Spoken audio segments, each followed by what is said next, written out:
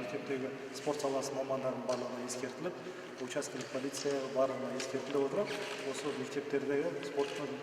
ғимараттарда, спорт залдарды кешкісін, яғни мектептің оқу процесіне кедергілік келтірмей, 7-ден кейін есігін ашып, ауылдың тұрғындарына өздері қалаған спорт түрімен айналысуға